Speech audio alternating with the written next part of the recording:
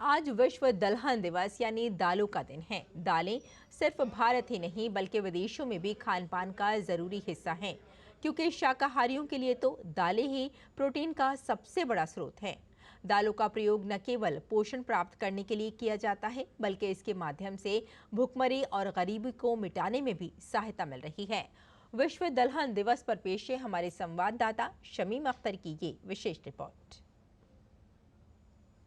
चना, मटर, मसूर और अरहर और दूसरी दालें हमारे आहार का महत्वपूर्ण हिस्सा हैं, जो प्रोटीन, फाइबर, खनिज और विटामिन से भरपूर होती हैं। इसके पोषण और पर्यावरण पर इसकी खेती के होने वाले लाभ के प्रति जागरूक करने के लिए हर साल 10 फरवरी को विश्व दलहन दिवस मनाया जाता है। दाल उच्च प्रोटीन सामग्री का मुख्य स्रोत होने के कारण शाकाहारी भोजन का मुख्य अवयव है। दलहन की इसी महत्ता को देखते हुए 20 दिसंबर 2013 को संयुक्त राष्ट्र महासभा ने 2016 को अंतर्राष्ट्रीय दलहन वर्ष घोषित करने का निर्णय लिया। अब प्रत्येक वर्ष 10 फरवरी को विश्व दलहन दिवस मनाया जाता है, जिसका उद्देश्य दालों के पोषण और पर्यावरणीय लाभों के प्रति जागरूकता बढ़ाना है। इस साल दालें कृषि खाद्य प्रणालियों में विविधता लाना की थीम के तहत विश्व दलहन दिवस मनाया जा रहा है। भारत की जो जनसंख्या है मुख्यतः प्रोटीन के लिए दलहन पर आधारित है। दाल ही हमारा प्रोटीन का मुख्य सोर्स है, क्योंकि इंडिया जो है, भारत जो है, वो हम लोग वेजिटेरियन खाने वाले लोग ज़्यादा है, तो वेजिटेरियन भोजन के लिए दाल ही एक प्रोटीन का सोर्स रहता है।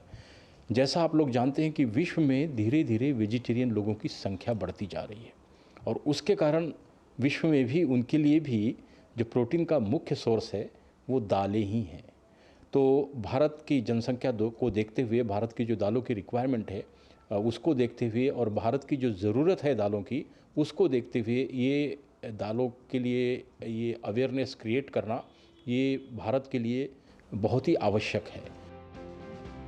भारत सरकार ने दालों के उत्पादन में आत्मनिर्भरता हासिल करने के लिए 6 वर्षीय मिशन की घोषणा की है। इसके लिए 1000 करोड़ रुपए आवंटित किए गए हैं।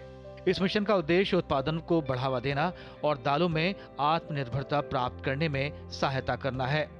वित्त मंत्री निर्मला सीतारमण ने 2025-26 का बजट पेश करते हुए कहा था, हमारी सरकार अब 6 साल का दलहनों में आत्मनिर्भरता मिशन शुरू करेगी, जिसमें तुअर, उड़द और मसूर पर विशेष ध्यान दिया जाएगा।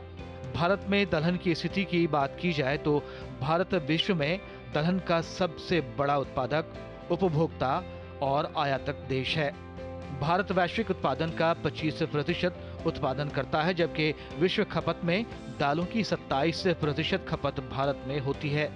खाद्यान्न के अंतर्गत आने वाले क्षेत्र में दलहन की हिस्सेदारी लगभग 20% है तथा देश में कुल खाद्यान्न उत्पादन में इसका योगदान लगभग 7 से 10% है।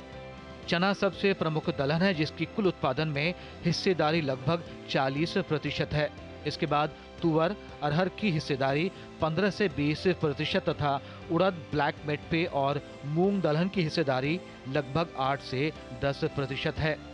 दलहन उत्पादन को बढ़ावा देने के लिए केंद्र सरकार राष्ट्रीय खाद्य सुरक्षा मिशन यानी NFSM, राष्ट्रीय कृषि विकास योजना और PM आशा जैसी कई योजनाएं चला रही हैं, जिससे किसान लाभान्वित भी हो रहे हैं। किसी खास जमीन पर लगातार एक ही फसल की खेती करने से संबंधित भूमि की उर्वर क्षमता प्रभावित होती है। कृषि वैज्ञानिकों के अनुसार दलहन की खेती से नाइट्रोजन स्थिरीकरण गुण, मिट्टी की उर्वरता में सुधार होता है और कृषि भूमि की उत्पादकता में भी बेहतरी आती है। इसके अलावा दलहन की खेती से हानिकारक कीटों और बीमारियों को दूर रखने में मदद मिलती है। प्रतिदिन दाल खाने से पोषण संबंधी कमियों से निपटने में मदद मिल सकती है। अपने आहार में कई प्रकार की दाल को शामिल करना चाहिए। यह न केवल प्लेटर में रुचि का एक तत्व जोड़ता है, बल्कि पोषक तत्वों की एक श्रृंखला भी देता है। दालों की खेती जहां मिट्टी की उर्वरता को बढ़ाने में मदद करती है, वहीं ये हमारे किसान भाइयों के लिए आय का एक बड़ा स्रोत भी है। इसके साथ ही ये खाद्य सुरक्षा में मदद भी करती है। लिहाजा दालों की खेती हमारे किसान भाइयों के लिए एक बड़े मुनाफे का सौदा है। किसान समाचार के लिए कैमरामैन कुमार दत्ता के साथ मैं शमीम अख्तर, नोएडा, उत्तर प्रदेश।